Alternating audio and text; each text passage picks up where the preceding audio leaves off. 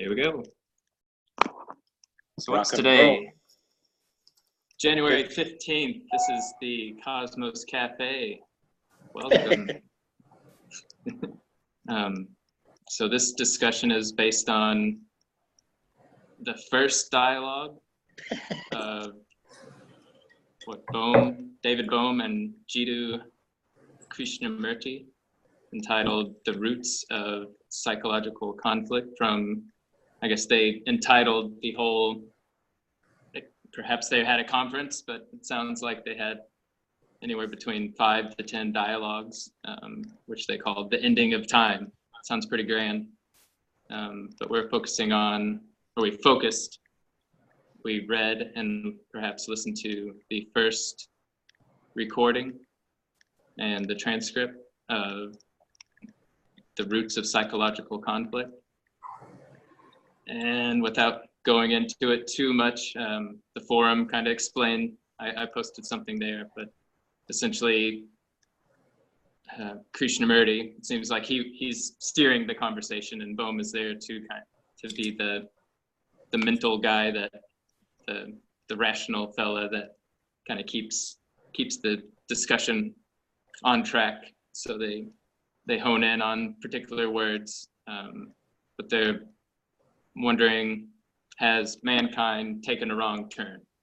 And they boil it down to that psychological time is what causes humanity to have this wrong turn, the constant desire to become something or to need something. So with a lot of us, Marco stated, and Johnny's not here, but both of you have kind of stated, well, that's great. Conversation was okay, but there's a lot more to this than just this conversation. But I believe if we go into it here, we don't have to go over what we read. We tend not to do that anyways. We go on tangents. So I'd like for us to do that here. Perhaps we can check in with everyone and see where we would like this conversation to go. I personally, I know, Marco, you said you had 30 minutes now, probably going on 10, 15. Mentioned wanting to tie this in with your concept of cosmic time. So they essentially boil it down to nothingness. They say being grounded in the ground of being, or all of, I guess, the ground of everything or nothing is this energy, field of energy, perhaps. They don't necessarily state it that way. But being within that field without any psychological holdups allows for us to become in the world in a certain sense. So normal everyday time seems to be different from the concept of cosmic time, which would be more perhaps grounded in the universal, non-dual understanding of how things work. At least that's how I assume you presented it. So maybe I'll just make a few comments, and yeah. You don't have to follow up on them or pick up on them in the rest of the dialogue. And I want to note at the outset that it's unfortunate that I'm not going to stay, because I don't think it's so fair just to drop a thought and then leave, let you pick up the and also because the notion of cosmic time, to me, I haven't fleshed out a full philosophical infrastructure for it. It's more of a poetic idea, I would say, at this point, but it's not without philosophical or even practical and pragmatic aspects to it. Like when I think about cosmic time, I think about what would it mean to live in a context, and I don't just mean in an altered state kind of context. I mean in a horizon, like a life world, where the way that time is constructed or projected or lived is understood to occur in this infinite space, or this infinite dimensionality. I think that if we look at the way that time is constructed, organized, managed, transacted, communicated in our conventional culture, our conventional, oops, there's Doug, he left. Oh no, that was Michael. That was Michael. I trust he'll be back. That, you know, that there are some very concrete ways that time is interpreted. For example, what does a lifetime mean? It's everything that happens between a birth and a death. What happens before the birth? What happens after the death? There isn't in our culture, there's a, by our, I mean Western, European, American, modern, postmodern, 20th, 21st century, all those labels, you know, that whole space. We don't allow, except in a speculative fashion, but in our practical day-to-day operations, we don't allow for cosmic time. So cosmic time is something other. It's something that you have to reach through a special state, a special practice. It's not inherent, it's not integrated into our systems and into our ways of life. So the idea of cosmic time for me, as I see it, is that is anticipating. It's an anticipation of another way, another kind of way that society would organize itself, which would have at a, I will say, a metaphysical basis, an intuition of time or an understanding of time that is not limited to the individual human lifetime or even the species lifetime. So we have this idea that humanity has arisen in the last, you know, the modern agricultural global version of humanity, let's say the last 10,000 years, the species the last 200,000 years. But from a cosmic perspective, we know that those are minuscule amounts of time. And so if we really were to contextualize who we are on a time scale that is actual to our intuitions of universal reality, then I believe that we would organize our institutions and our ways of living very differently. That doesn't mean that there wouldn't be a day and a night or a week or a month or other ways that we naturally divide up time, but those ways would be held within a larger context. And then we would sort of reverse engineer the way that we would want to live if it were actually the case that our context is infinite, that we were in a cosmic reality, and not just a human reality, not just a historical reality, not just a personal reality. We're in those realities as well, but those are nested within, held within a larger reality. And that's what I would call cosmic time. And I would say that in cosmic time, we would have different calendars, we might have different work arrangements. I mean, there'd be very different ways. This is purely, at this point, anticipating another way of being. But from the perspective of cosmic time, it's not, you know, what is 10 years, 20 years, what's a lifetime? So that was the idea that I'm sort of working with. And it ties into Cosmos as a cooperative, because part of what I believe we're doing is creating the poetics of a new, different or next society. That's what I'm working on, the language for this. It's not easy to communicate or to get to, but what are the poetics? What are kind of the deep metaphors? What are the deep logics that underlie a way that people organize themselves? And, you know, in the dialogue with Krishnamurti and Bohm, like I'm sympathizing with each of them a little bit, because I hear in Krishnamurti this realization or this sense of pure energy, the sense of that the constructs that we understand to be temporal, like history, like thought, etc., that they're really to him not that real. And my take on the dialogue is Bohm is more in the mental rational framework, and you know, and he's also more maybe philosophically a little bit more nuanced than Krishnamurti. I mean, Krishnamurti's not making logical arguments; he's jumping all around, trying to get to the point of what's at the root Like, what is it that causes you to believe in past, present, future, and an identity that unfolds in these, this time and space bound framework? It's not real to him, I think, in the way that it is to Bohm, and each of them are sort of negotiating a communication across those boundaries. And on one side is the mind, which for Krishnamurti maybe is really what we would talk about as consciousness. It's not like the mental mind, I think, as he's talking about it. And on the other side is the brain, which is this evolutionary product that experiences these, very conflicted and stressful temporal sequences oriented around survival and propagation of the species and so forth. So if we get beyond that and we allow it, though, within a bigger context, what does that look like? That's kind of what I want to get for it in cosmic time. And I would see cosmos as sort of telling that story, painting that picture. I think we should have a new calendar. Like, I think we should have different holidays. Like, I think that time is actually a creative opportunity.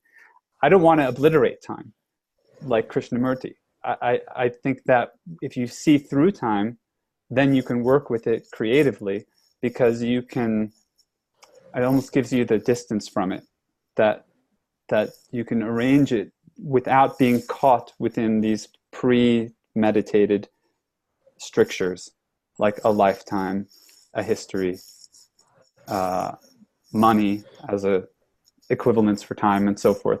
So I don't know what you're going to do with all that, and if you're going to do anything with it, but that's kind of what I'm going for. And I would, I see myself writing something about this at some point. It just has to come and make a certain amount of sense. And I also know that other people, a lot of people have thought about, what would a different calendar look like? What would a more accurate calendar look like? Or a calendar that is more global, like the calendar we have is tied to a particular event in what has become Western history, which is the birth of Christ and the Christian religion. But if we were really to go planetary and have a calendar for a global humanity, what would that look like? These are just some of the ideas that I kind of percolating. And so I thank you, Doug, for picking up on it, and for the dialogue with Krishnamurti, and I enjoyed it. Like I said, I had problems with it, but I found it fascinating. And I'm curious what you all are going to say. I'll listen to this later after I get off. I'll just slip off at 12:30 my time or so, too. I have a question, Marco. It seems how is what you're, to use your word, anticipating, how is that different from the concept of heaven and eternal life in Christian belief system? I think it depends on what version of Christianity you mean, because there is, let's say, mythologically oriented Christianity, which would see heaven and eternal life as happening after history. So at some point, Jesus will come back, judge the living and the dead. The chosen will, get to live on in another reality, heaven, what have you. Others will, there's a certain eschatology, is that the right word, for that. But there's also a more imminent, I think, interpretation of Christianity, which sees the work of a disciple of Christ. I'm not the best person to speak to this, but sees that as one of bringing the kingdom of heaven into manifest reality, like bringing it to earth.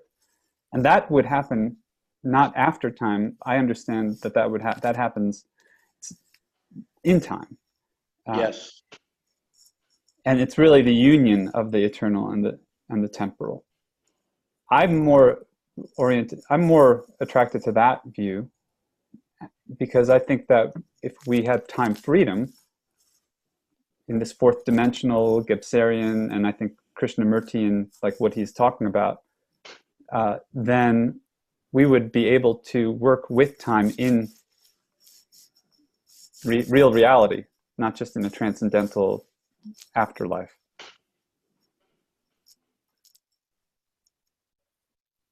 I think that goes along with what the dialogue, the Bohm Krishnamurti dialogue, near the end they mention religion, kind of like, well, this certainly sounds a lot like the conclusions that religions came to. And Krishnamurti says, yeah, but I kind of want to erase those stories. He doesn't phrase it exactly like that, but I see this dialogue. I haven't listened to all the other ones. I know Michael said he either read the book or has listened to all the dialogues.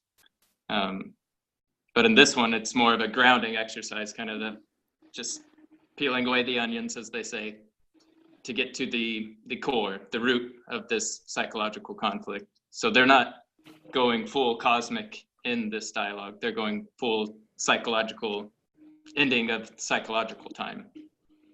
Maybe Krishnamurti does want to end time and end all thoughts on religion and thought in general. But they're wanting to come out of that into something else. And perhaps it would be Marco's vision here of cosmic time, or a new version of some religious thought.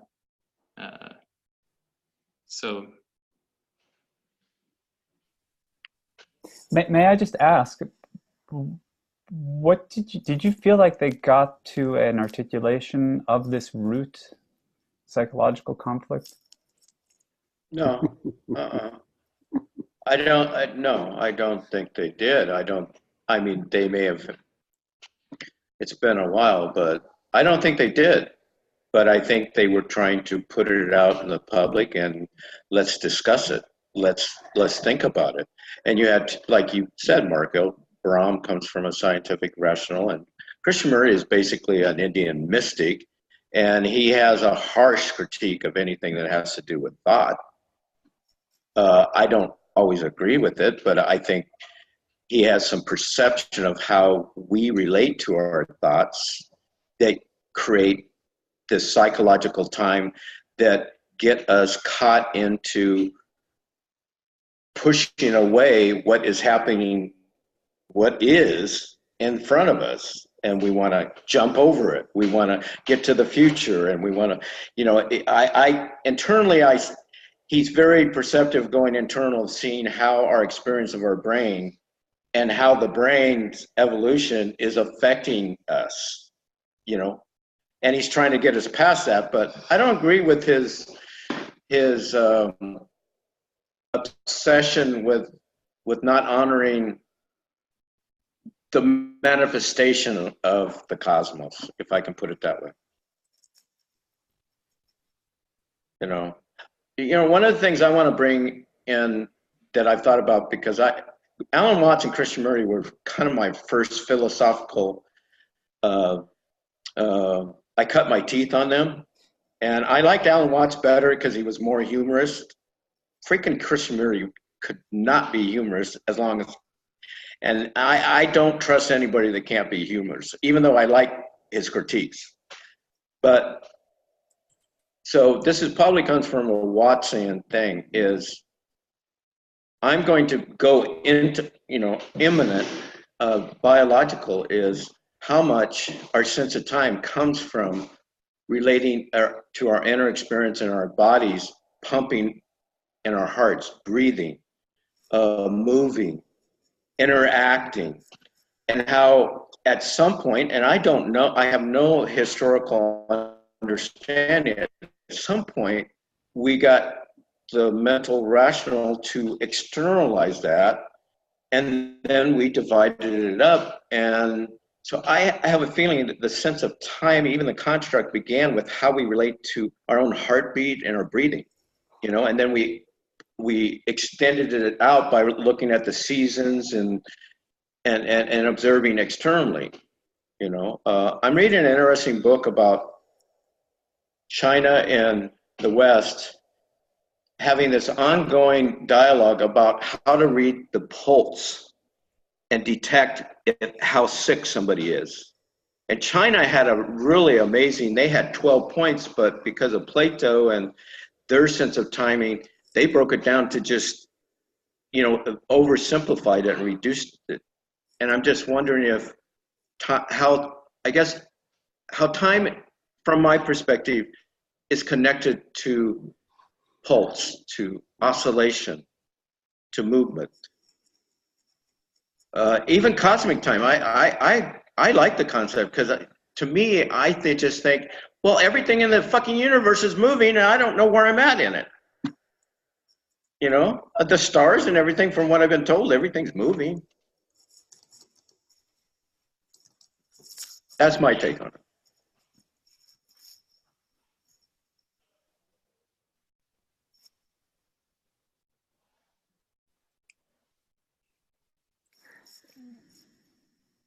Well, I got to go, but I think, one way we don't have to say that time is one thing. I mean, time could have many, many, and obviously it does, because there are different contexts or scales. Yes. Your breath, your heartbeat, pulse. I'm at a place, and I'd be interested to hear your thoughts, Ed, because we're just about the same age. It seems to me that time is really, my perception of it has really slowed down. In other words, our last cafe was like a week ago. It seems to me, it feels like it was years ago.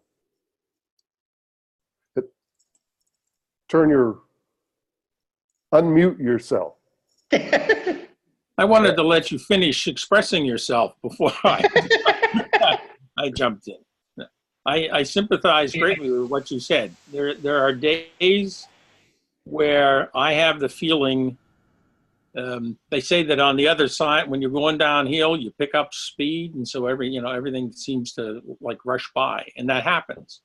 I have those experiences, but I also have the experience that you just described, and it was in relation to the cafe, I think, an accurate description. I could hardly remember, it was so long ago, I can hardly remember what we talked about.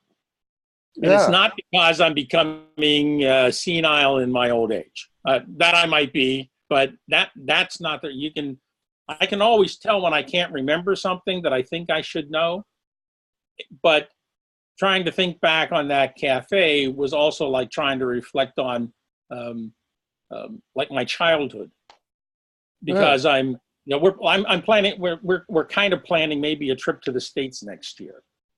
And so I'm going to go back to my hometown and see my family and this, that, and whatnot. And it's probably my last trip to the States. So it takes on a whole different qualitative dimension than it otherwise would have.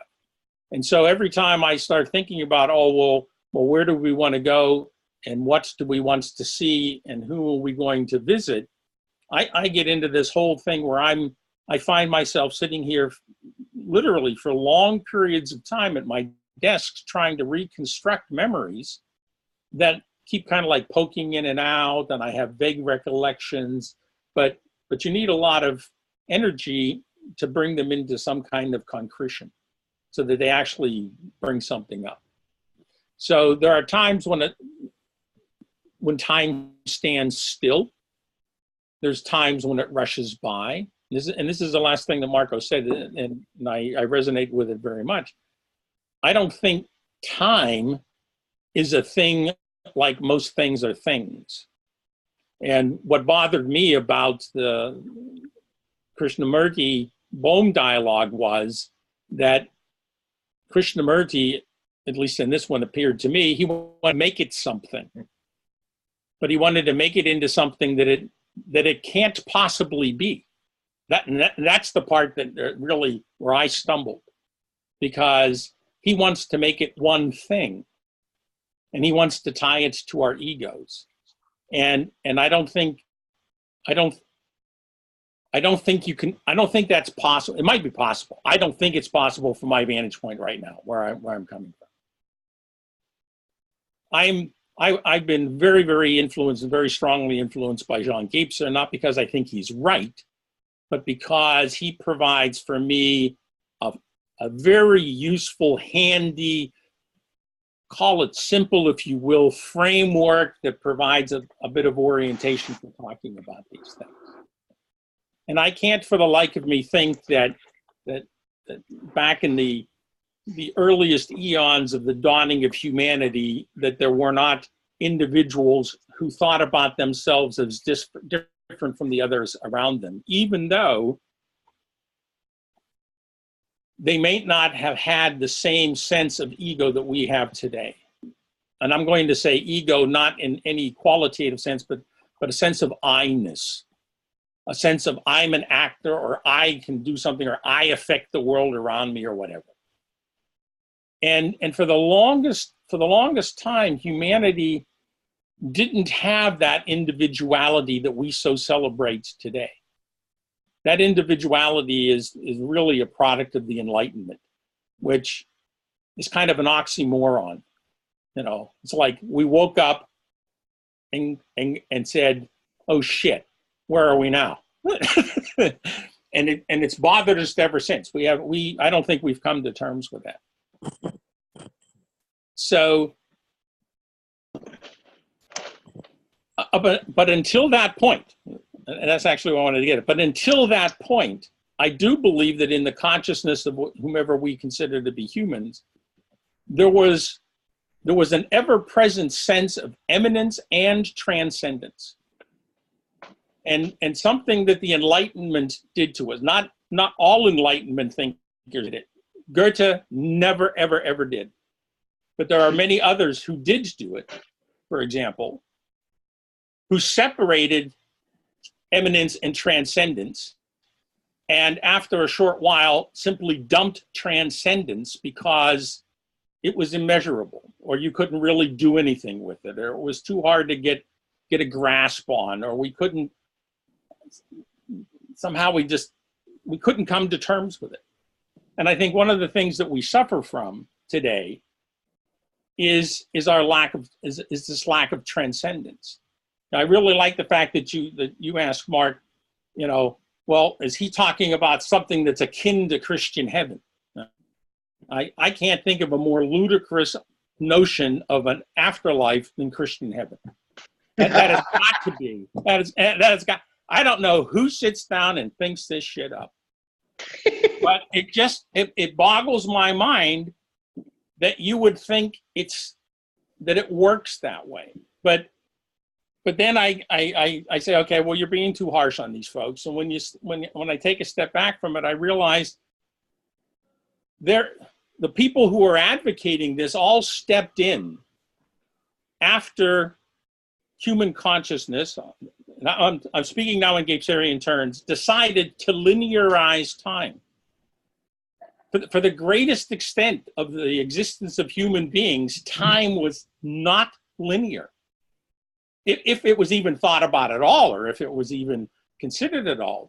This whole idea of the eternal return and the cycles of things, the cycles of nature doesn't look linear in the least. And we're a deep part of nature, and nature has an extremely powerful impact on our understanding, our thinking, our minds, our consciousness. And it's not once linear. This linearity thing is a useful tool. And that's where I start thinking, okay, well, I don't think it's a psychological construct as much as it's a conscious-based construct. It's not, let me explain, in the sense that I see psychology as being individual, not necessarily species related. Okay. Now, I see you shaking your head, and I think you're justified in doing so. That's why I said, for the moment, this is how I understand. When somebody says that, that's what's happening in my head. And that's why I want to pass the ball to you, Mark, so that you provide some input to help me sort out this idea to get away from this individuality of psychology. All right? Because I do think that the two are too intimately linked in our understanding today. And I'm saying this with the full awareness that it's probably a faulty notion. It's not one I'm happy with, because I keep using it, you see. So I'm not asserting this at this point. I'm merely expressing it. Okay? So. Shall I respond? Yes, please. Well, they're both true. There's a field, and I was a teacher assistant in the specific field of social psychology. And then there's evolutionary psychology. There are so many aspects, subgroups of psychology. And I think all you can do is speculate on the beginnings of mankind, if you will, and the thought. And I try and pinpoint that when the brain became the size it is now, modern man. And we see this in the archaeological evidence, when humans started to think about death. They put artifacts with people who died. When animals die, and I believe we are an animal, there's a process to the body decomposing. It moves, and the colors change and all this kind of stuff. And used to be, one would think, people looked at that and wondered what the hell was going on, because the body decomposed and it moved and the colors changed, and maybe the hair kept growing and the fingernails kept growing, and all sorts of strange things happened in the night. And of course there was disease from a decomposing animal. So all kinds of strange and strange things were going on, and at some point people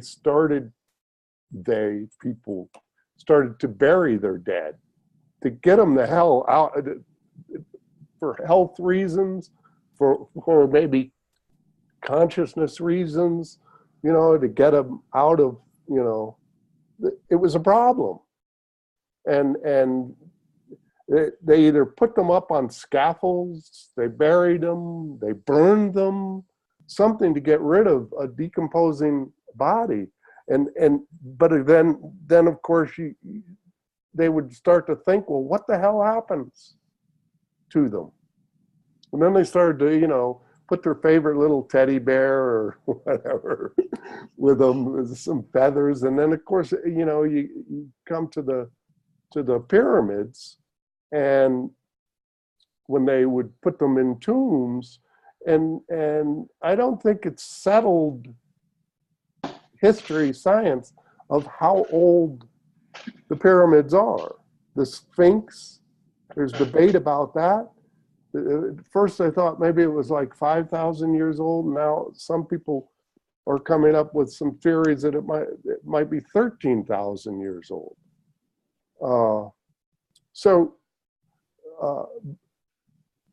All this stuff is really fascinating, and what did ancient, I'm going to call them ancient people, think about all this stuff? Because it was happening. Talk about time. Time is not a construct, a social thing. It's the planet spinning like this, and at the same time it's going around the sun, and it's how long has that been going on, and how long will it continue to go on? Nobody knows. You know, we just make guesses, but we do have a pretty good idea that that's what's going on. And then each one of us is born at a certain cycle in this. And then as it goes around, that's a year. We call it a year, but it's a revolution around the sun. And what we call a day, 24 hours, is one little, you know, revolution. So there is reality to time. And then we're born and we watch ourselves age. And for humans, we take forever to mature. You know, we don't become fully who we are until like 22 or something like that. We're not sexually mature until we're, you know, that's been going down. Used to be 14, 15, now it's down to 11 or something. And when we're born, we're just like helpless creatures. We would we're just totally helpless. But in the first year of life, the brain, what do you call it, grows 3 times its size. When you're born, it's like the size of an orange or grapefruit, depending. But then in the first year of life, it grows to be 3 times as large. But we're still nowhere near capable of interacting with the environment, the world we're born into. We're not, and so we need the group, and we are an individual. I think it was last time we were talking about trying to share consciousness, and it's nearly impossible, just because we are an individual, but we're also, without the group, we would die like that. So the psychology is mixed. Yeah, okay. That which is an excellent point. If I can just follow up on that, we are both. We're the individual and we're not. That's why I was saying back in the earliest, there were people who thought of themselves as different from those who are around them. That's the experience we all have. But at the same time, there is that recognition that without this group, I'm not going to survive. It's very, very evident by young children. And I think that you touched upon something really important, is there came that time where those who were in the group left the group, and they really left the group. They died. And now they were there. Yeah. So it's not like they went for a walk and then they came back. It's just like they don't ever come. They're there. Their body's there, but they left. And so. Or the group left them. Yeah. Because they became They became useless, and they were. If the group was migrating, and in the beginning, before the agriculture, that's what people did. Yeah. When I was doing some research for a talk I gave, and the earliest evidence that we have that some people suspect, it's very controversial, of course, of a burial, where they actually took somebody from the group and they buried them, is 350,000 years old.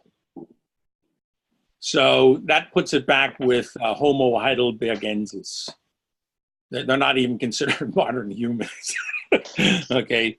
Homo sapiens, what are they, 40,000 years ago, 50,000 years ago, depending on who you're talking to. And it's pretty well agreed that they regularly, I'll say it in a very cold way, disposed of their dead. They either buried them, burned them, put them up on racks, let the crows pick their bones, whatever it is that they decided was a good way to do that kind of thing. And I think the oldest uncontroversial or non-controversial burial was one that they found in Israel, and it's dated 100,000 years ago. So for a long time, we've been dealing with that kind of thing. There is a transition. So what happens? Well, since nobody's there and nobody knows, we can only speculate. And a lot of the things that we speculate about, and I'm really glad that you brought up this whole idea about there is such a thing. I consider time a reality as well. I consider linear time a reality simply because we are born, we mature, hopefully in some way, shape, or form. We at least get older, and then we also die and decompose. We go through a very linear sequence of events, and that linear sequence has been there for as long as people have been recognized, and that's why I find this idea about burying or disposing of your dead an interesting point, because there's an acknowledgement there that that's not going to come, it's not coming back again. Now, there's all kinds of stories that we have, depending on the cultural background, about transmigration of souls or reincarnation or whatever, but that's a whole different ball of wax that I think doesn't have any initial bearing on the subject of time itself, other than it speaks to the transcendent side of things, rather than just the eminence. The eminence side is you're here, you're not here, you're dead, you're going to decay. I need to do something about that for a variety of reasons. But we all recognize that there's an ever occurring cycle. I figure this cycle is going to go on for as long as it goes on. We don't know when it started. You know, the Big Bang Theory is a theory. There's a lot of evidence for that, but there are people who said, well, that's just when you start counting. You know, our calendar, we may say our calendar, it's 2019 in our calendar, but for the Jews, it's 55, 67, or 69 or something. Okay, so you decided to start counting at a different point. That's fine.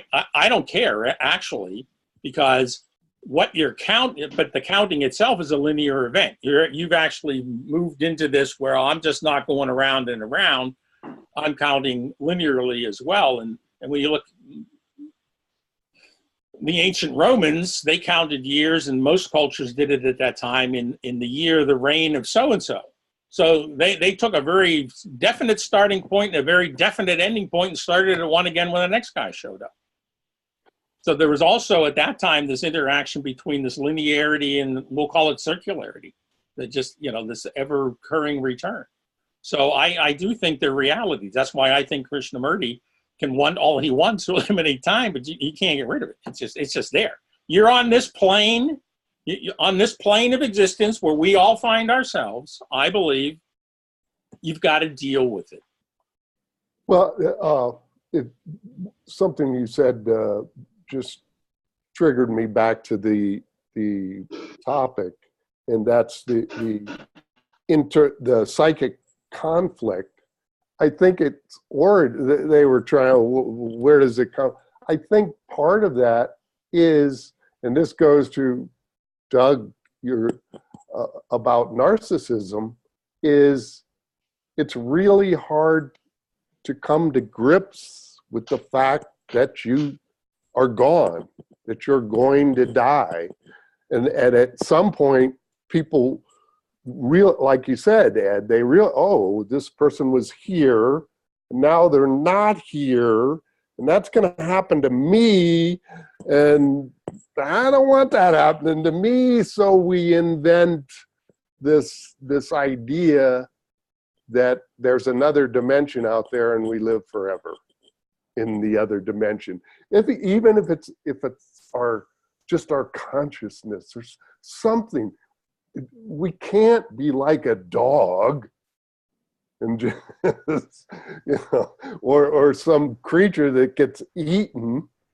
You know, there's got to, you know, and it's narcissistic. It's just like, no. Well, wait a minute. Yeah, okay, Mike, I interrupt you. Wait a minute, Mark. I understand your point, but this is one of the points I had a problem with Krishnamurti, and I have a problem with a certain type of science, and I'm going to say it. That's very reductionistic, and it's not open-ended like I feel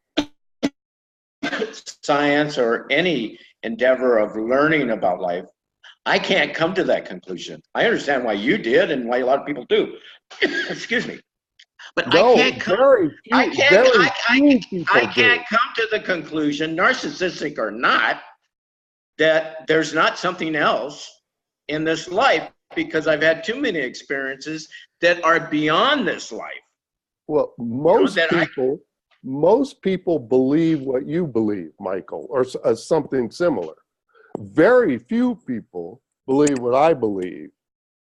Very few. It's Jeffrey referenced that paper about, you know, beliefs, and most of the humans on the planet believe like you believe.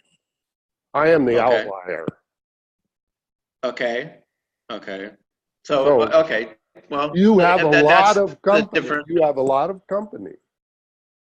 Well, that may be the case, but the trouble with that, because the way I'll push back on you, like you said, you have this belief, I have this belief, and they're different.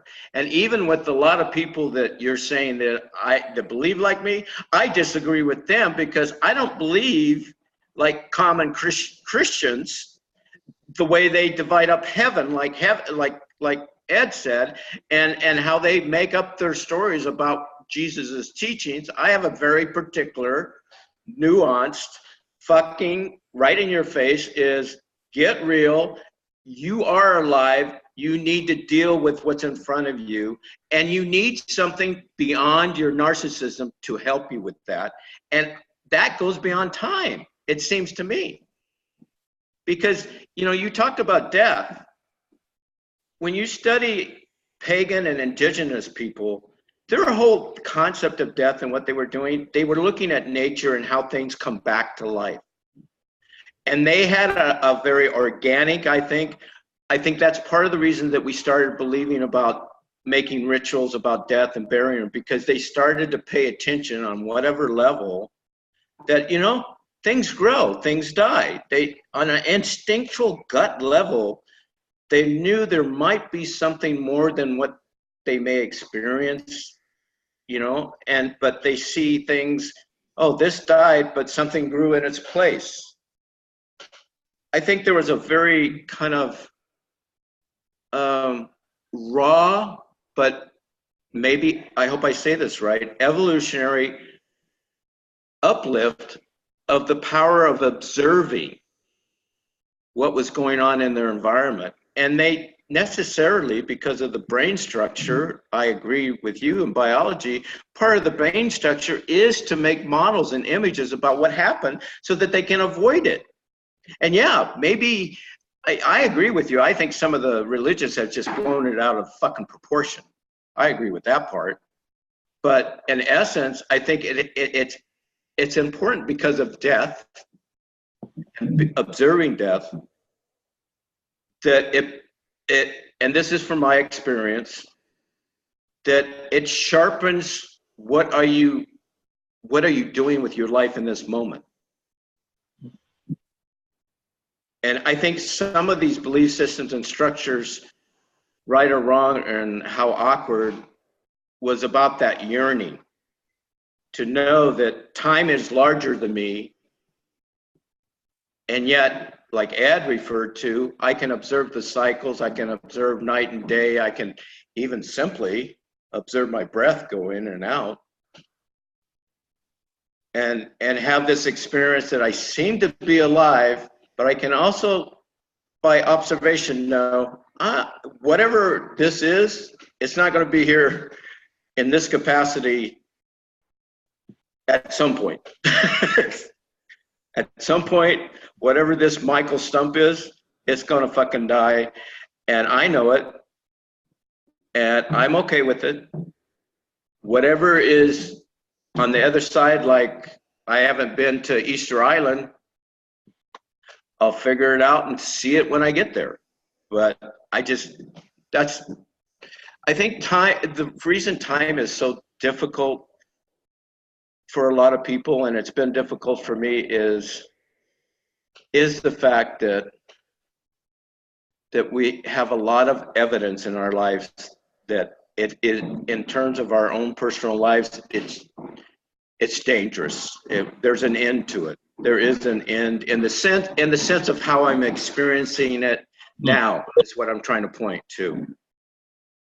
You know, I've had 9 people die. I've been at the edge of death several times, and each time it's taken me through a threshold of pain and suffering, but it's also crystallized how I need to be present to this arc that I'm on. And I think that's some of the reasons they develop these belief systems and honoring the dead. You know, I also believe that even though my mother and father and my brother are gone, and I don't know where the fuck they are, they could be on Venus or dark side of the moon, but the fact I interacted with them and I love them, they're still here with me in a sense. Now that probably the psychological component, Mark, you know, and I want to honor that, but I don't want to get all narcissistic and think that I have all the answers. I'm not trying to, I hope I'm not coming across that way. I'm just trying to share that's how it's been. The notion of time has affected me because of death. So that's my surfing to the shore. I think that's close to universal. Okay. Yep. You know, I've been experiencing too, the internet been popping in and out. The Mark's time just ended. He's complete. Yeah, that's what it's one of those things, yeah. So what I was hearing you saying, Michael, is that there's something beyond. It doesn't necessarily have to be a religious beyond as described in religious thought. But Mark also said he had a belief, whether it's a belief in nothing or there is nothing, but there is where we are now. Right. And in defense of Krishnamurti, which I haven't studied his writing, I haven't read too much about him, but he's saying thought is time, thought is in time. And our experience, all of our knowledge is within time. Past, future thinking. So psychological time is kind of the bane of mankind. Once we develop that, our beliefs, whether it's what you're talking about or Mark or Gebser or whatever, even a belief in no beliefs, which maybe that's where Krishnamurti is getting at. Like, I believe in nothing. And that's what he says. He goes into nothingness. And, right. But even out of that, so what he's saying, all this is an illusion. And once you reach that nothingness, which some of us who do meditation have, I've talked about it, you've talked about it, other people have talked about reaching that ground of nothingness, darkness, where it's just pure observation. And I guess that's an insight without time. I've talked about, well, this room back here is where I turn off the lights and I'll lay in there on my break and do my dark meditation. And I feel out of time during that time. I have the non-experience. It's not me in time, but I have the experience of here I am, or I'm there. And I think what Krishnamurti is getting at, and Gebser uses the term mutation. So there's some sort of mutation in the mind, and it can be just this minor thought, like I imagine myself I have this brief experience of this mutation of all different times. I do have a paragraph I want to read from Gebser that he talks about on page 285 about all the different types of time, at least according to him in this structure here. But so he says, to the perception of the a-perspectival world, time appears to be the very fundamental function and to be of a most complex nature. It manifests itself in accordance with the given consciousness structure and the appropriate possibility of manifestation in its various aspects of as clock time, natural time, cosmic, or it looks like sidereal, maybe it's sidereal. I don't know how to pronounce that. We know what you're saying. So cosmic time, or as biological duration, rhythm, meter, as mutation, discontinuity, relativity, as vital dynamics, psychic energy, and thus in a certain sense in the form we call soul and the unconscious, and as mental dividing. It manifests itself as the unity of past, present, and future, as the creative principle, the power of imagination as work, and even as motorosity, whatever that is. And along with the vital, psychic, biological, cosmic, rational, creative, sociological, and technical aspects of time, we must include, last but not least, physical geometrical time, which is designated as the fourth dimension.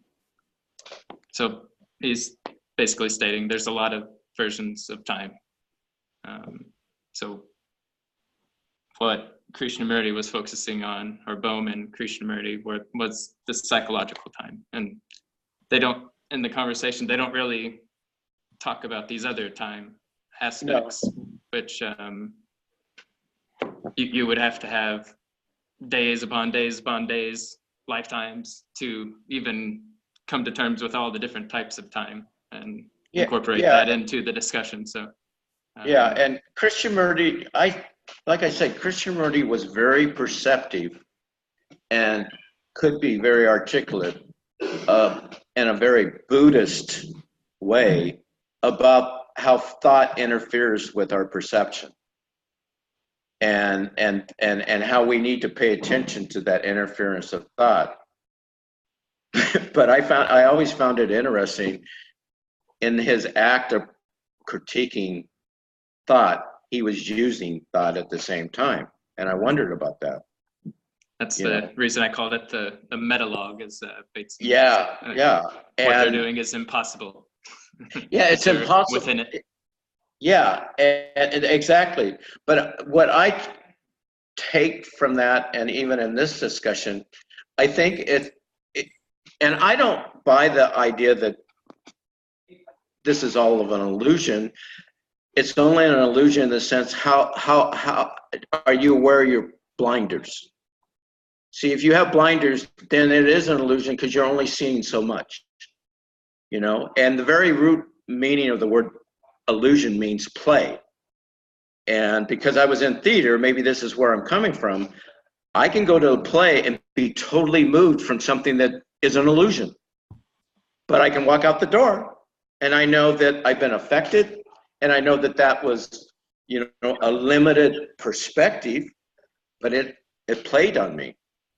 And I can walk out the door and go, oh, okay, but certain movies or theater, the effect of putting myself in a contained perspective, like in a theater, I take responsibility of how it affects me and what I do with it when I move out of it or expand beyond it.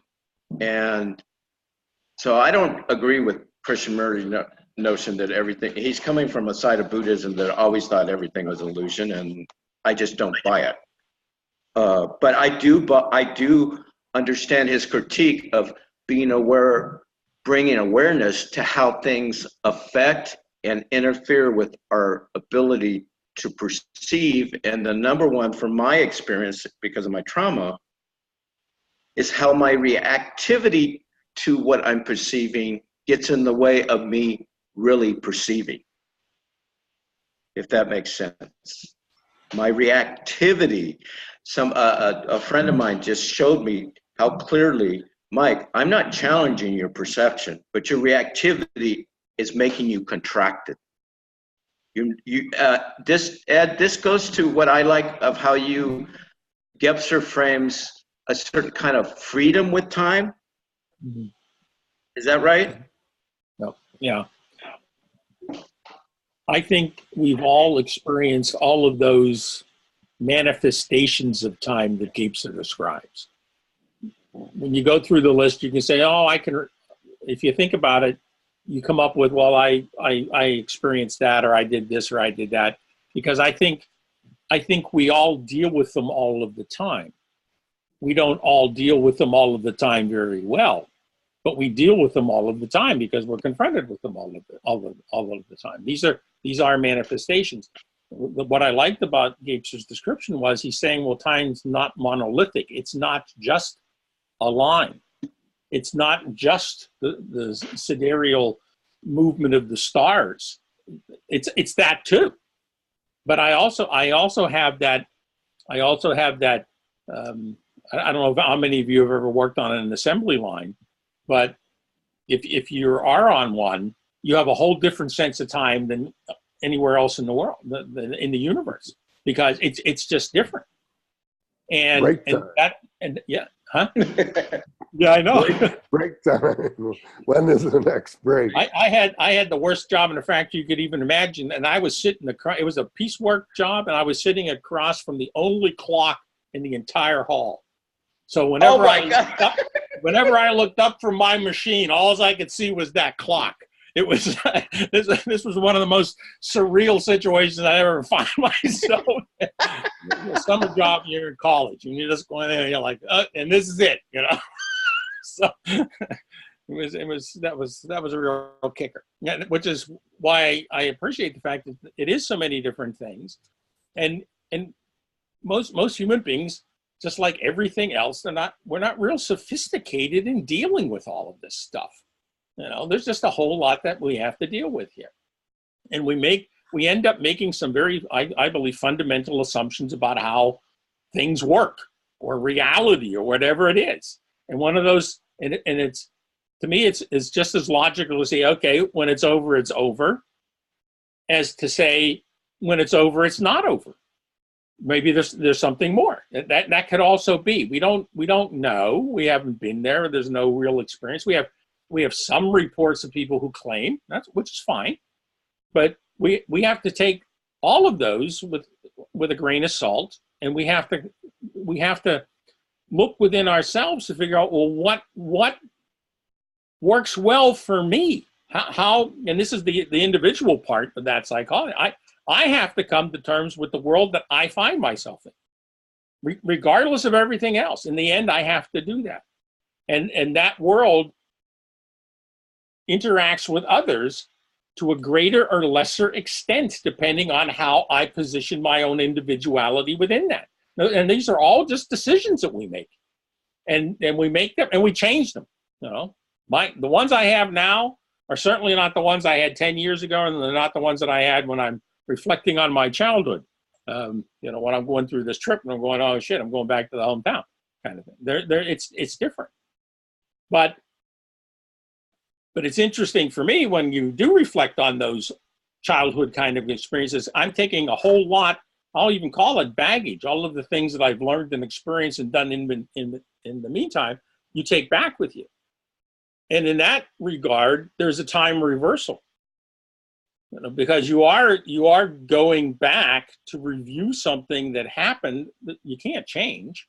It is the way it is, and you wouldn't be making this thought if you hadn't gone through that to get there. But you look at it differently. Sometimes you can get a glimpse of how you looked at it then and how you look at it now, and you realize, okay, well, a lot of things, there's a lot of water flowed over the dam in the meantime, or under the bridge, wherever the hell water flows when it's going by, you know, kind of thing. But we have to, I think every one of us has to come to terms with that. And what I see Gebser, or I understand Gebser is to be saying that we as a species have gone through a couple of big shifts where we've all kind of sort of agreed that it was okay to to maybe look at it or perceive it differently than we did before. And I also think, and this is why this is our discussion we had about integral or whatnot, you know, I don't think we're anywhere near it. I know, Michael, you like think we're firmly rooted. That's fine. That's okay. It's because it provides for good discussions about it. Yeah, but I don't see the evidence. I'm still looking for the evidence of it, you know. I share with Mark a certain, I like to call it curmudgeonly about the human condition. You could call it reality. well, this is the thing. Don't use that word. Don't use that. I understand. That's why I don't make that step yet, because I don't know exactly. I don't know for myself yet what reality is. So, but it's certainly real to me when I'm thinking about it. So there is that reality aspect to it. I wouldn't deny that in a bit. There is a certain, but this is what Krishnamurti was also saying. To Bohm is like, well, why can't you see what I'm saying? Well, what you're saying is so hard to see that you shouldn't be surprised that people aren't seeing it. Yeah, right. Well, right. Somebody in the beginning, it may have been Marco, used the word grounded. Like, grounded is a good word because some people are more grounded than others, and you can call it curmudgeonness or grim. You know, I'm a Darwinian, Freudian, Hobbesian. You know, and I think that's very grounded. You know, I'm grounded in these thoughts, beliefs. That is very much with my feet on the ground. I don't like to fly. I haven't flown in about 20 years. Well, you know, Mark, I'm going to be persnickety because of your use of what you're That's using. a word. I'm going to be persnickety, and I live in California. That one in a long time. Thank you, Mike. I haven't heard that in a long time. I live in California. And you used to, and I've had the ground fucking move. I've had the ground fucking move under my feet. So when you talk about grounded, I get it, but don't ever forget the ground can go. You can fall right into a black hole. Absolutely. Well, not absolutely. I mean, I live in the Rocky Mountains. You just hike up towards the Continental Divide, and you see you see this planet we live on. Yeah. You see the effect of glaciers and how the land squeezed together and these mountains came. I mean, it's incredible to live in you live on I lived in Oregon on the coast. That's a wonderful experience. Riverside,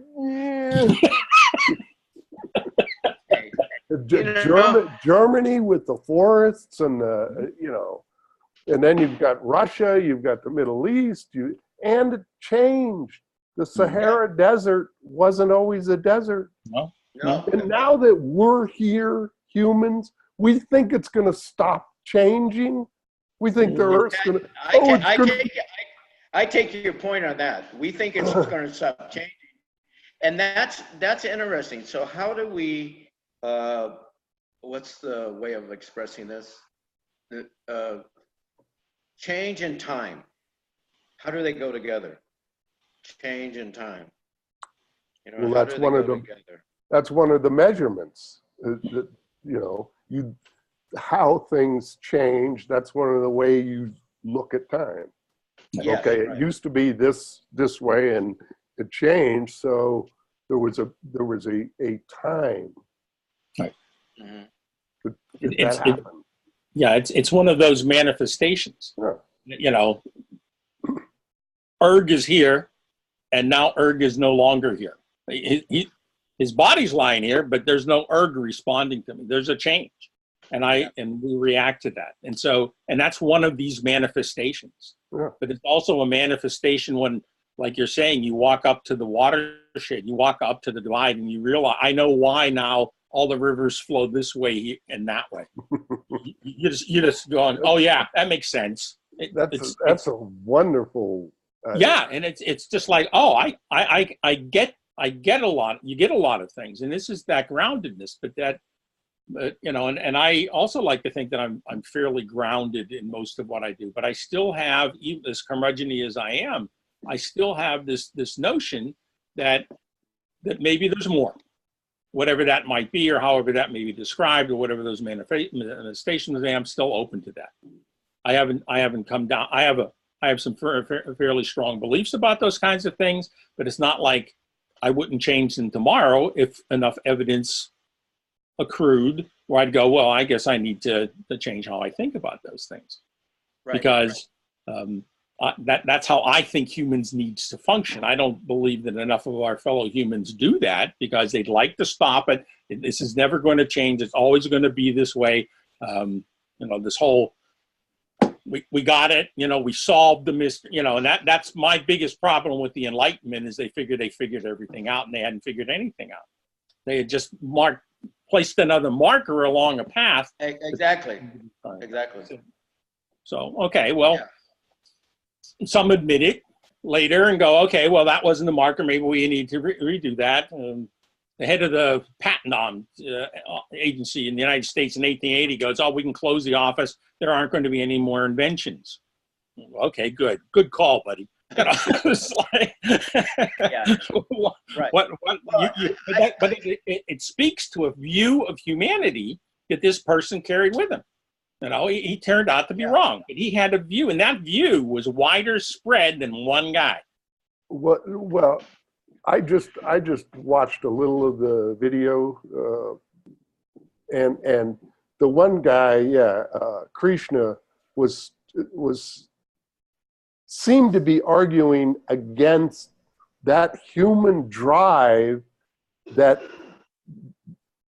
nobody can control it. Yeah, you go back 30 years, I don't think anybody could have predicted the internet and what we're doing now. And just that sliver of, 30 years. But humans are driven, and I talk about this a lot in the book, Doug, about boredom. If we could sit with boredom, but we can't. To different degrees, we're just driven to move. I hesitate to call it forward, but to move. Well, I think that's good, to move. It doesn't have to be forward, backwards, sideways, upwards, down. Just move. Just move. Okay. If I can interject, this movement includes a kind of counter to it of being grounded. Maybe I'm working on a bias in my head of how groundedness feels being stuck and no freedom of movement, like a tree. We're not talking. No, I'm just bringing that online, and it goes to Ed's point of how we can have this baggage about words and views, and I don't know where I don't know if I'm in between you guys or if I'm because I'm close to your age, but and I feel I share a certain commonality with you two, but it's always been important to me, especially, and I keep going back to this, but it's because the trauma the trauma that I suffered from, especially my lack, made me ungrounded. I mean, in a very bad way, in the sense I didn't know what way was up and which way the direction. So I had to work very slow, almost like a child learning how to walk and then run and feel the ground. But part of this inert yearning that I think humans have is to move, but sometimes the movement, I'll go with my experience, sometimes the movement is dictated like out of boredom, it's dictated out of anxiety, it is dictated from our instincts that we need to get a handle on in a certain sense, that we can work with them, but we don't have to be a victim of our own instincts. Because I think our instinct to move is right. Yeah, if it's cars coming at me, I'm fucking moving. But if I freeze, I'm gonna get hit.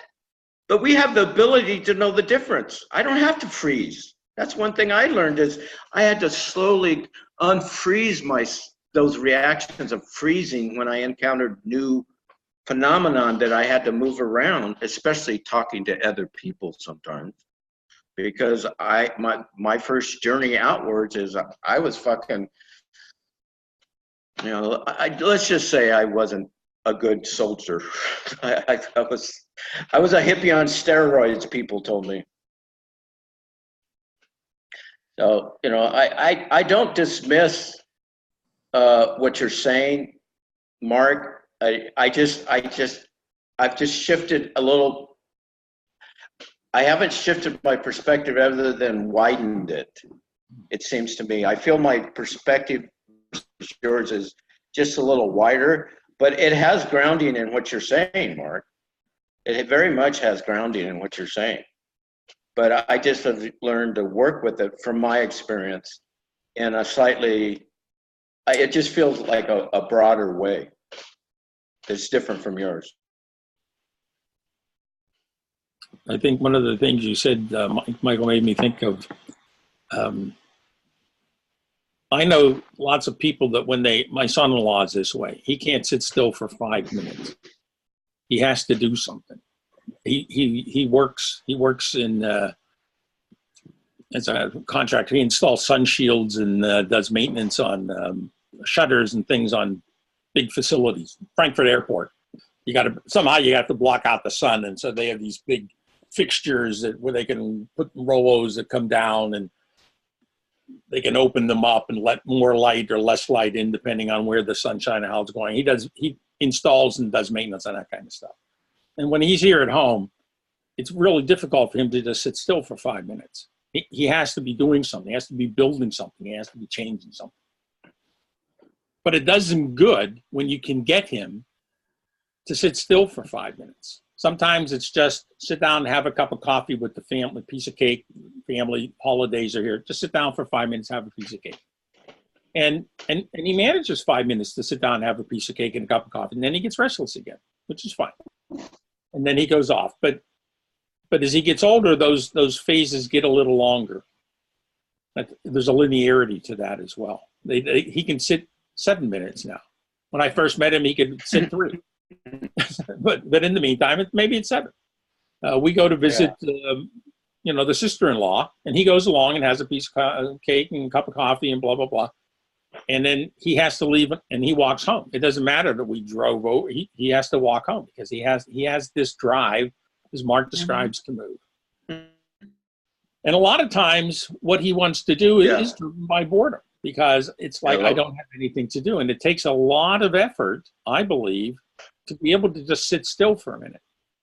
And when we learn to do that, it's the whole idea of meditation and is just to sit still.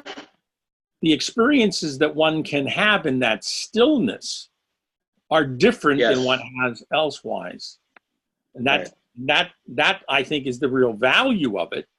But it is also, because everything has an upside and a downside, for some people it is so disconcerting. It is so, when you have that moment of stillness, for example, where everything goes silent, is for some people one of the most terrifying of their existence. Oh, totally. My grandmother was that way. She had a hard time. Go ahead, Mark. I'm sorry. Well, to bring it back to the individual versus the group, the social, my own theory is the reason we are different and similar, is that we evolved in groups. And so whatever the environment would bring to us, somebody in the group could handle it. And so the variety or the individuality allows the group to carry on because they interpret, respond to hazards differently. Somebody within the group is going to be able to figure it out and move the group forward. And that's why we're so different. Yeah, usually it was a shaman, and way back it's been characterized it was a shaman. It depends. It depends on what the hazard was. Sometimes you need to sit still. It's like we wouldn't have moved out of the caves if it weren't for people like me, but people like me can get too far out on the edge, and I need somebody to pull me back from the edge sometimes. So together, the group carries on. Right.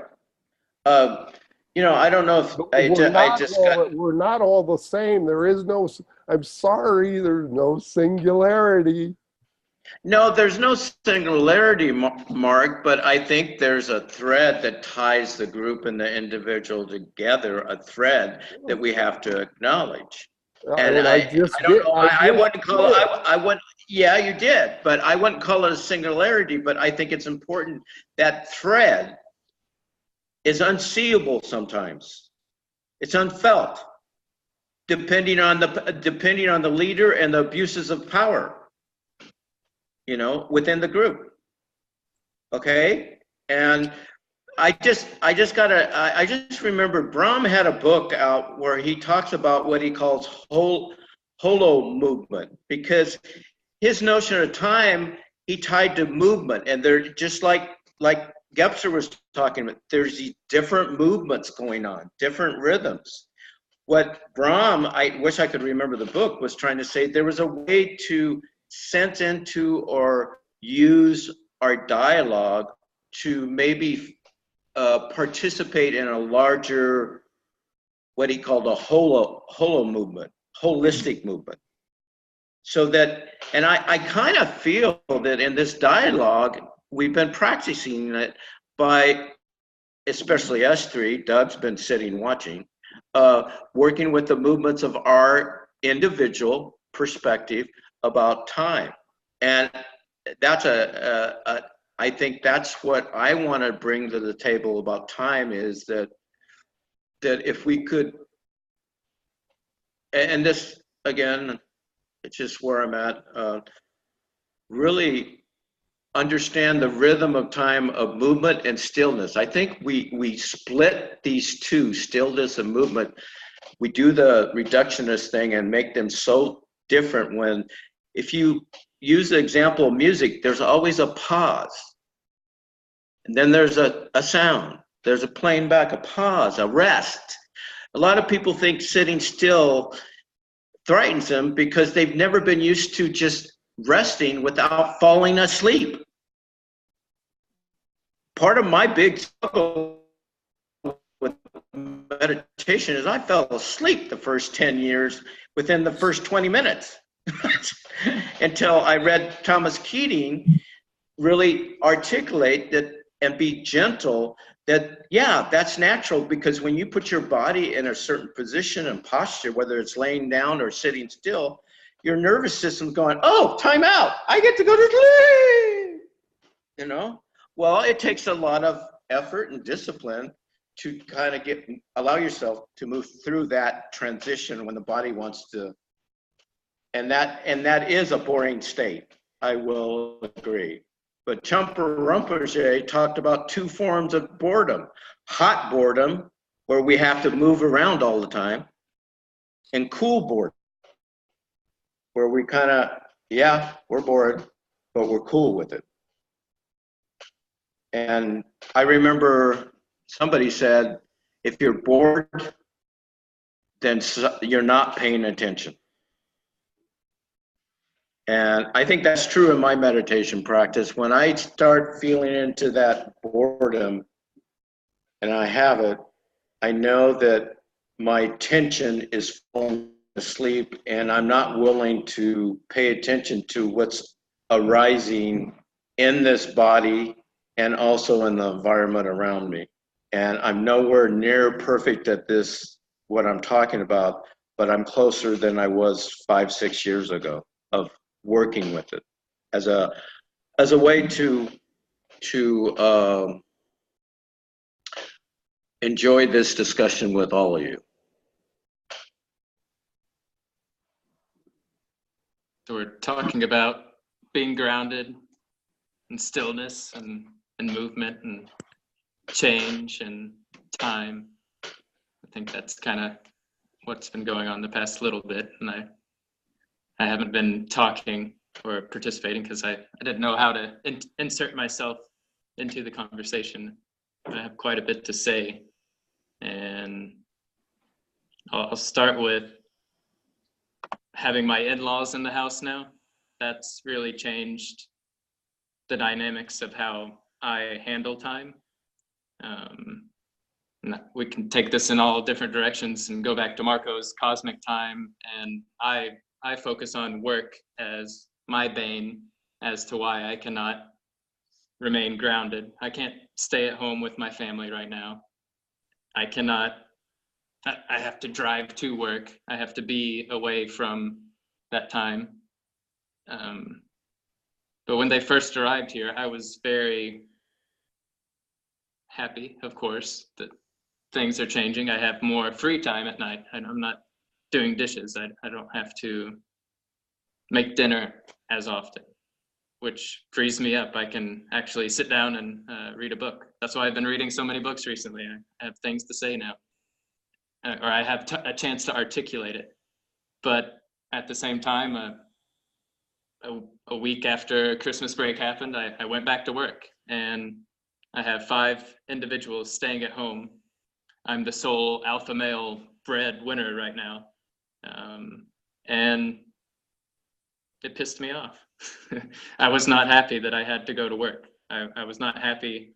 Yeah, great, I'm providing for all these people, but I want to be at home, goddammit. I want to be there in this time with the ones I love, with my group, being the individual that I am within that time. But I can't be because of the way society is structured, that I have to earn money to survive. Because, well, it's the middle of winter, and if I didn't have a job, I can't go out in the forest and kill a squirrel even. I don't know how to trap a squirrel or something as simple as that just to provide for my family. So here I am at some podunk job that doesn't mean anything to me other than, hey, I've got free time to talk to you guys because I'm an undercover agent on the side, to where I can do my job and have this free time. But I really wish, if we're to go with this cosmic scale, big thinking and remaining grounded, if everyone was able to get past that stage of boredom or falling asleep, or get past the fear or trepidation they have towards they don't have to sit to meditate. They can lay down, they can walk. There's walking meditation. There's even talking meditation. But meditation is in the broad sense of the term, is maybe deeper thinking beyond the thought that takes us into the time that thinks, oh, well, everybody should have a job, and then that will form the American dream.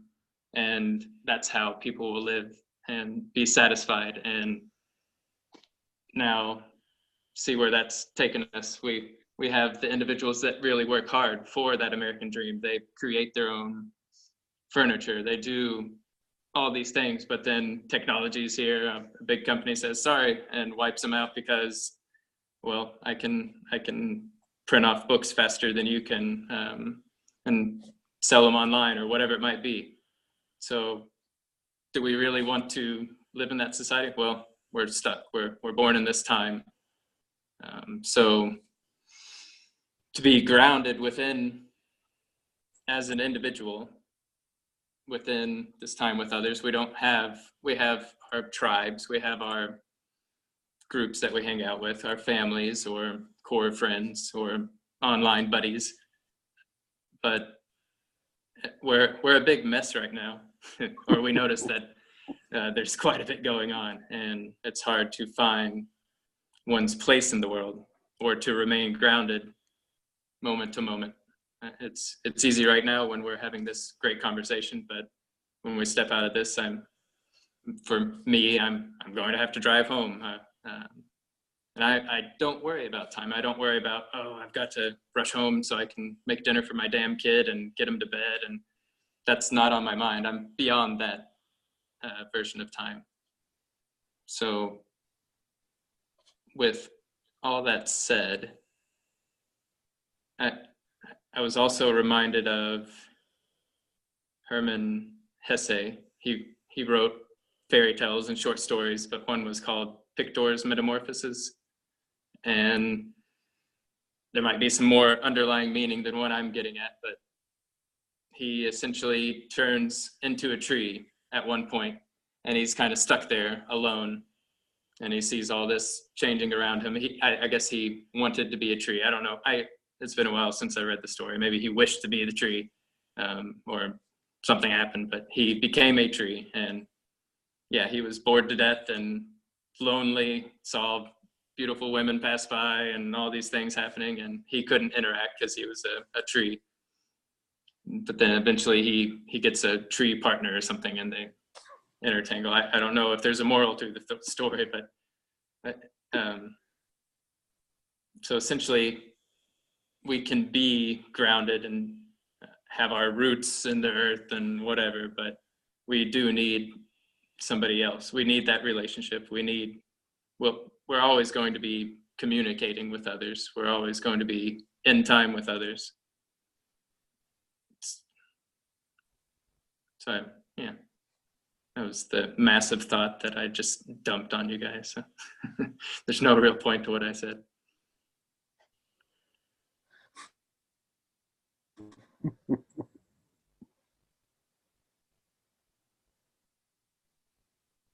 I think there's a lot more point to what you said than what you think, Doug. Yes, I agree. I agree, Ed. I find metamorphosis stories interesting themselves, whether you become a tree, as in Hesse, or whether you become a cockroach, as in Kafka, or whether you become a breast, as in Philip Roth. So there's lots of things you can change into, and nobody knows why they end up where they are, because most of us don't know why we're here to begin with anyway. It's not really, all of this does is it makes you aware that you're not like you were before, but you didn't know why you were the way you were before, for most of it. And I don't think it's just an issue of modern times. I don't think that we reflect enough upon those things. And to me, meditation is simply a kind of reflection where you try not to reflect. You just try to get still for a minute, because sometimes it's just nice to have a little peace and quiet.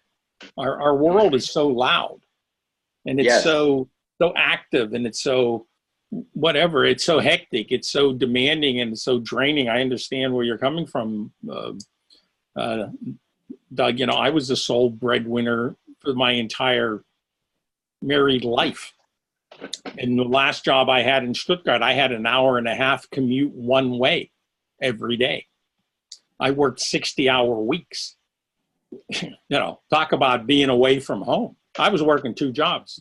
I was also teaching on the side, tutoring university. So lots of demands can be made, but those are simply, to me, well, that's where you are. You are where you are whenever you are, wherever you are. And that's more or less what you have to deal with.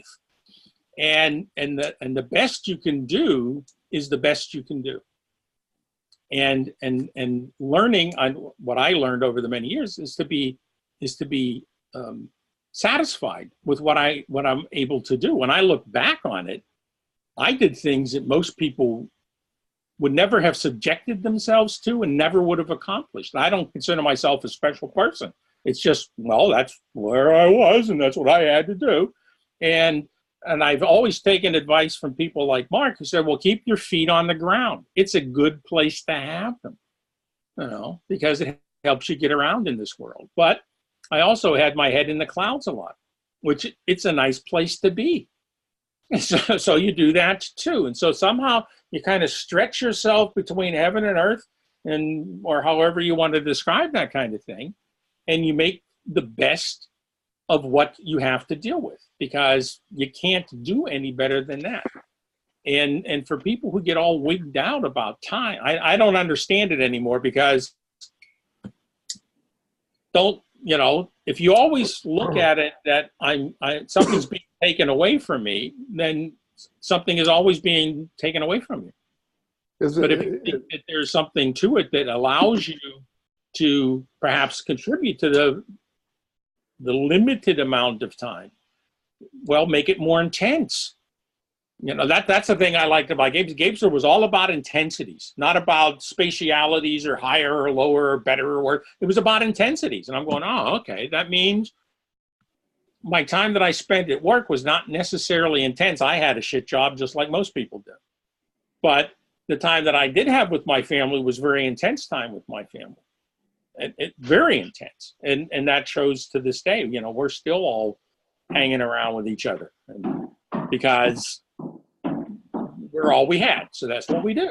Okay, well, other people have other experiences, and they slice that pie differently. That's good. But I never looked at it. That was the thing that I also realized reading Gebser. I never looked at it in terms of time that I had or didn't have, was losing or wasn't losing, or he's the one that got me on the idea that there's such a thing as linear time, even though that's what we experience all the time. Today's not yesterday, and yesterday's not the day before, and this is 2019, not 2018. But never made that kind of an impact, so to speak. Willie Nelson had a song, "Time Will Take." I think it was his Phases and Stages album. Time will take care of itself, so leave time alone.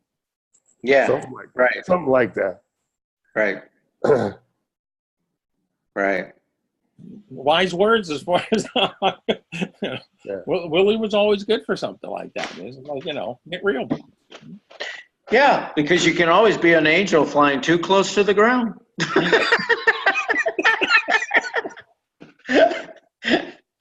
And everybody's I got everybody in those terms.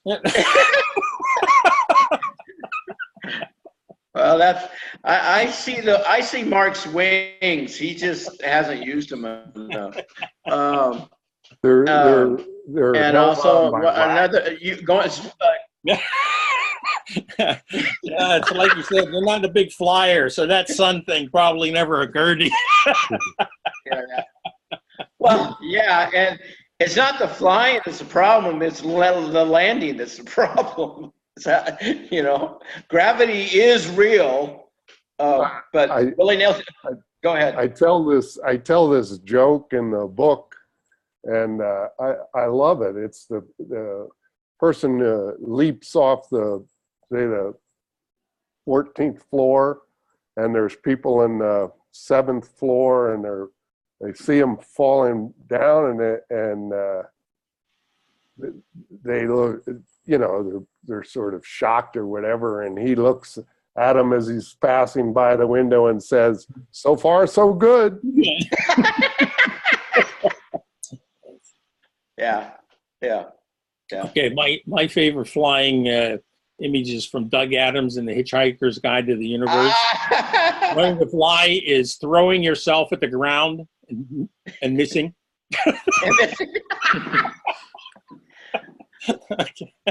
Well, Trumper Rumpelshay felt that, the bad news is there's nothing but voidness. The good news is there's nothing but voidness.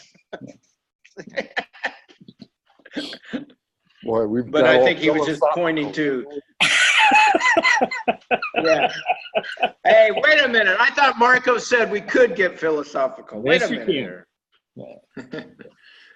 Yes, you can. Certainly free to do whatever. Speaking of somebody that jumped out of a helicopter when he was 20 years old in North Korea by the DMZ on sometime in January, where the ground temperature was 30 degrees, and I missed the target. I landed in a river, right? And my hands got frozen when I jumped out of the helicopter. I went through the training. They were teaching us. I'm going, oh yeah, I'm 20 years old. I'm going to learn how to jump out of a helicopter, and fly.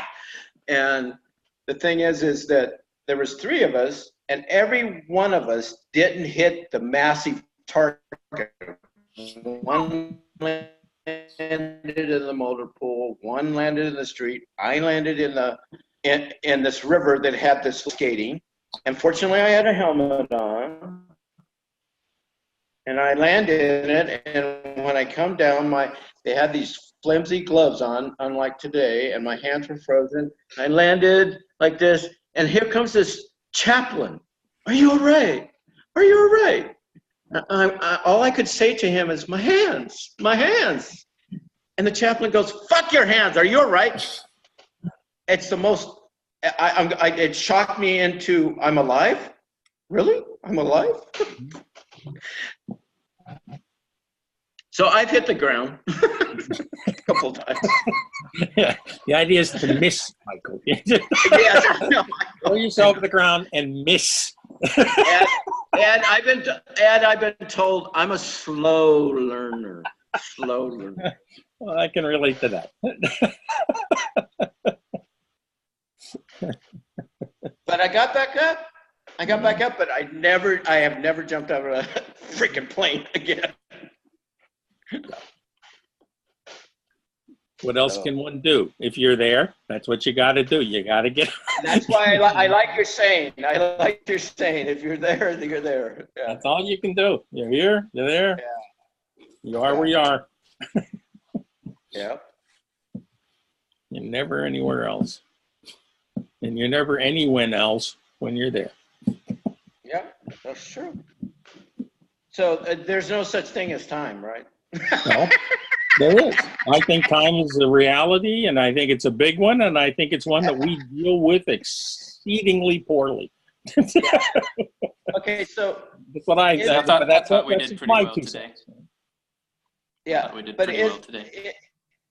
Yeah, is the notion of time connected to the notion of our death, our mortality? Is that part of the gist of this whole worrisomeness about time? I think so. I've read it a lot, about Afghan and the Afghan people. They were invaded by.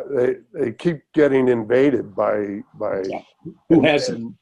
Yeah, they say about the Americans. You have the clocks, but we have the time, or something like.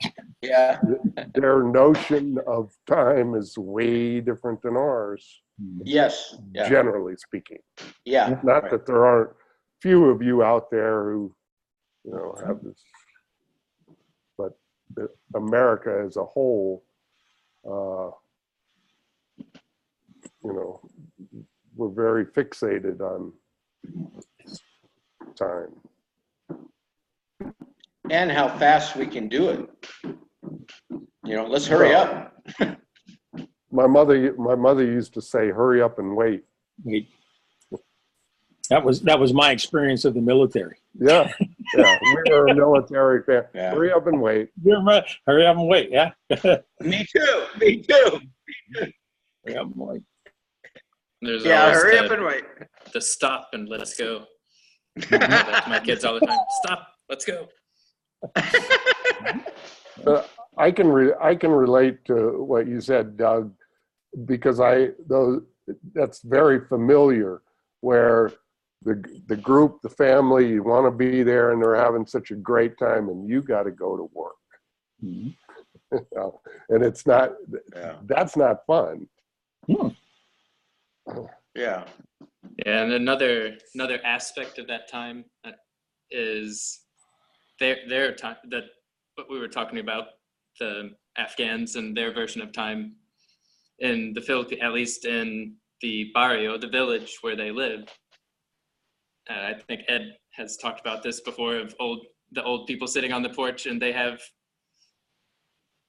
not sitting there, and there's perhaps nothing going on. They're just sitting there. There's no thoughts about the last book they read, as if one of us were on the porch, we'd be thinking about, oh, we read this or did this or talked about this. They're just hanging out, nothing going on. And when I visited the Philippines, there was not much going on during the daytime. People would walk over to a house occasionally and talk to a relative or a friend and come back. There's not many jobs available there. The concept of work is very different, and I like that. But then at the same time, there was not that.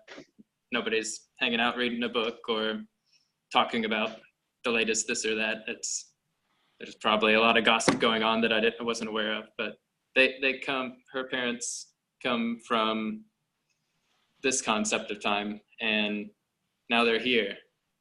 And I've picked up on even someone like me who I can say I live in slow time compared to the world around me. I have been able to move in that time frame as the world moves on faster than I do. But with them there, I've realized more and more just the simple fact of, yeah, I've got to get up and go to work. I'm not rushed. I'm not grabbing a bagel and leaving the house or something like that. I make sure to have an hour for breakfast and 30 minutes for a shower. I take my time. But even just the fact that I leave the house makes me aware that, well, they're not aware of, well, I've got to leave to go to work, or I've got to leave to even go to the grocery store. They'll have somebody come by daily with bread, or so.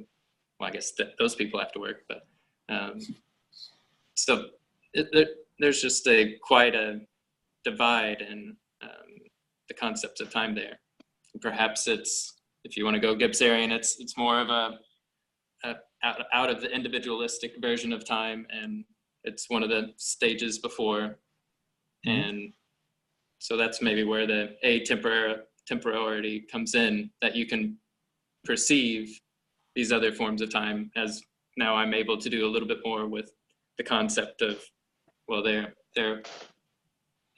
so, for example, that breakfast we have, I do have to get to work at some time, so we're just sitting there talking, but I end up being the one cooking breakfast because I realize, hey, I've got to go, so I'm gonna do this.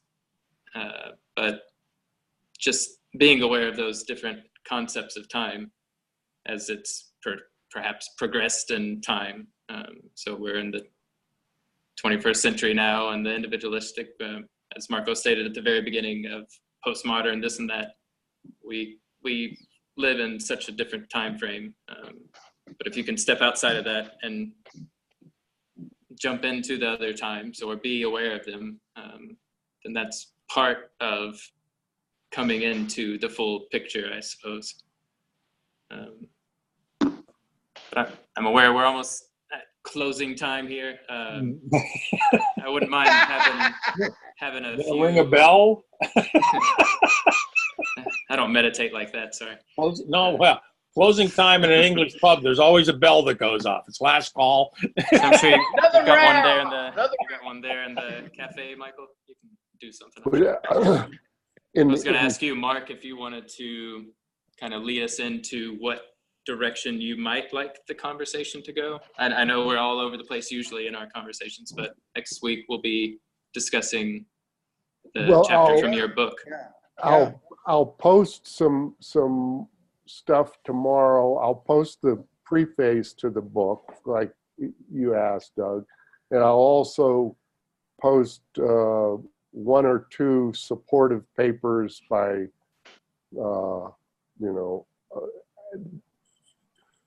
along the lines of if we talk about anger, then what's at the other end of the spectrum? It's happiness.